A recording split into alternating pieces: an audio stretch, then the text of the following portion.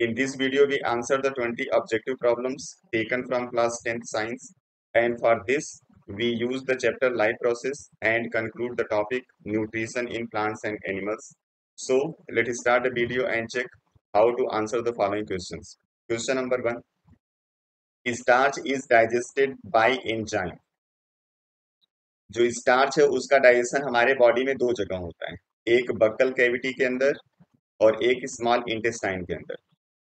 Buccal cavity के अंदर salivary amylase और स्मॉल इंटेस्टाइन में पैंक्रियाटिक एमाइलेज वर्क करता है, इसलिए इसका आंसर होगा amylase. A gland not associated with the alimentary canal. Alimentary canal से रिलेटेड सेलेवरी ग्लैंड है क्योंकि बक्कल कैविटी में प्रेजेंट है। लीवर है जिसका सिक्रीशन ड्यूोडेनम के अंदर ऐड होता है। पैंक्रियाज है, इसका भी सिक्रीशन ड्यूोडेनम के अंदर ऐड होता है।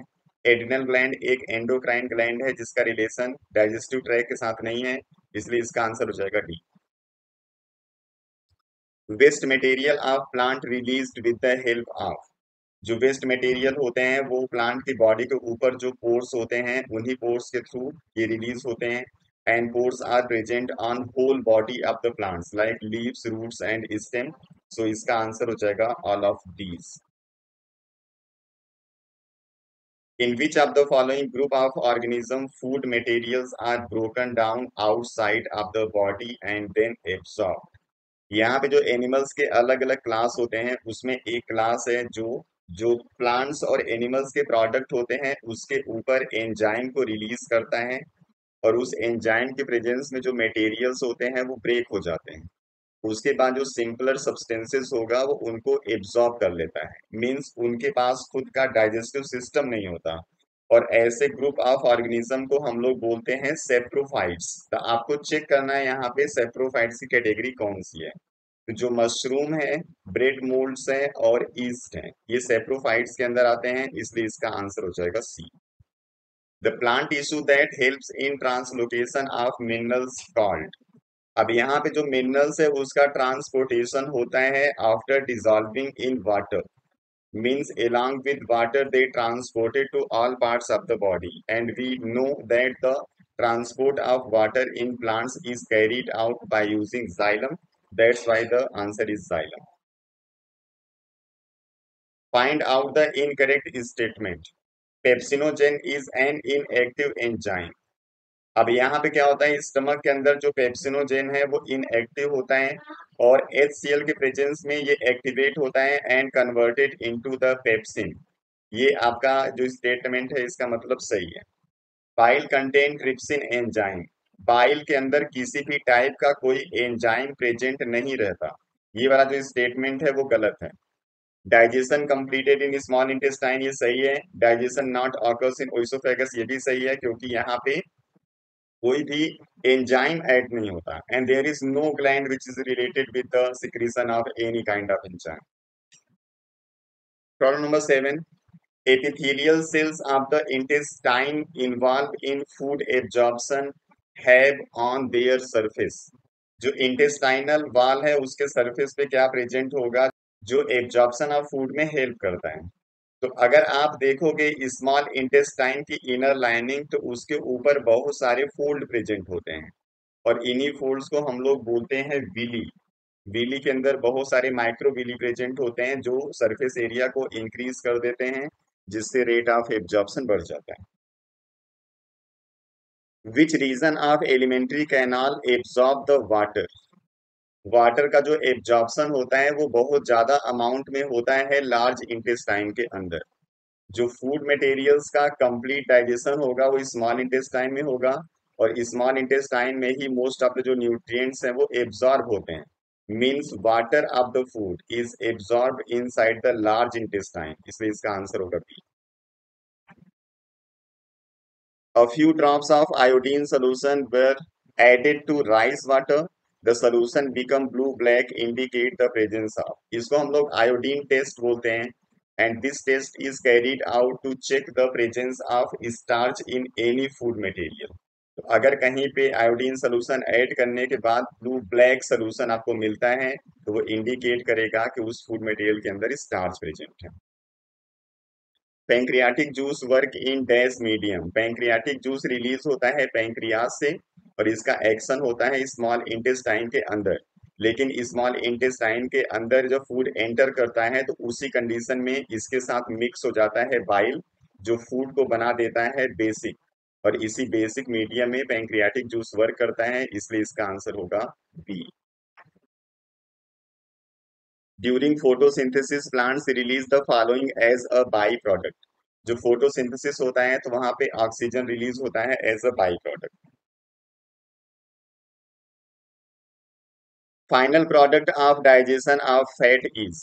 जब फैट का डाइजेशन होता है तो ये कन्वर्ट होता है fatty acid along with glycerol. तो यहाँ पे दो कंपाउंड मिलेंगे और इस फैट का डाइजेशन होता है in presence of enzyme lipase.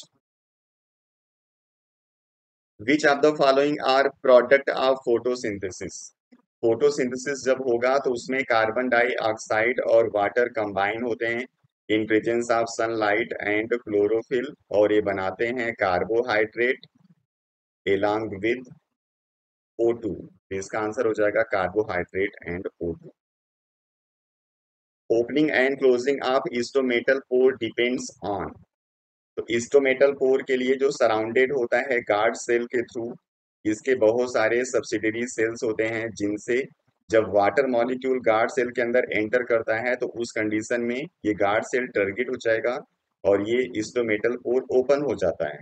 Means the opening and closing of the stomata depends on the concentration of water present inside the guard cell. आपको लिखना है water content in guard cell. Transport of digested food and its utilization in different cell is called. तो digested food का जो transportation है और उसका utilization है, this is called assimilation of the food, इसलिए इसका आंसर होगा assimilation. Select what is not true in intestinal villi among following. They possess microvilli, villi के अंदर माइक्रोविली होगा, ये सही है। They increase the surface area, ये भी सही है। They have rich supply of blood capillaries, ये भी सही है, क्योंकि माइक्रोविली जब फूड मटेरियल को एब्सॉर्ब करेगा तो उसको फिर वो ऐड करता है ब्लड के अंदर, इसलिए ब्लड कैपिलरीज के थ्रू वहां पे ब्लड का कंसंट्रेशन हाई रहता है और इसी के थ्रू वो पूरे बॉडी में ट्रांसपोर्ट होगा। ये फैट के डाइजेशन में कभी भी इन्वॉल्व नहीं होता है, इसलिए डी यहाँ पे इनकरेक्ट है। Gland that secretes bile juice. Bile juice का जो सिक्रीशन है वो लीवर करता है और जो गॉल ब्लैडर है ये इसको केवल स्टोर करता है और इसी स्टोरेज की वजह से बस वो कंसंट्रेट हो जाएगा। इसका सिक्रीशन लीवर के थ्रू होगा, आंसर होगा A. If salivary amylase is lacking in the saliva, which of the following event in the mouth cavity will be affected.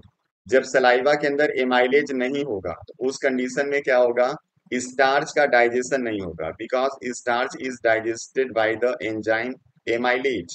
तो starch breaking down into sugar, ये आपका जो प्रोसेस है वो affected होगा, इसलिए आंसर होगा A. Digestion of protein completed in. जो प्रोटीन का डाइजेशन है वो स्टार्ट होता है स्टमक से और जो remaining part of the protein है वो डाइजेस्ट हो जाता है स्मॉल इंटेस्टाइन में। यहाँ पे स्मॉल इंटेस्टाइन आपको ऑप्शन में नहीं दिख रहा है, but duodenum is the part of small intestine, इसलिए इसका आंसर हो जाएगा A. Less secretion of mucus leads to erosion of inner lining of stomach called. Stomach के अंदर HCl का सिक्रीशन होता है और ये बहुत जरूरी होता है। It help in killing of germs and also activate the enzyme pepsin because it is released in the inactive form, that is pepsinogen। अब यहाँ पे जो HCl का सिक्रीशन है वो तो जरूरी है, तो इस HCl से जो इनर लाइनिंग होती है स्टमक की उसको प्रोटेक्ट करने के लिए म्यूकस भी रिलीज होता है। तो म्यूकस HCl से इस बैग की इनर लाइनिंग को इरोज होने से रोकता है। तो कह रहा है कि अगर म्यूकस का सिक्रीशन कम होगा तो क्या होगा, तो जब म्यूकस का सिक्रीशन कम होता है तो HCl इस इनर लाइनिंग को डैमेज करना शुरू करता है और इसी डैमेज को हम लोग बोलते हैं अल्सर।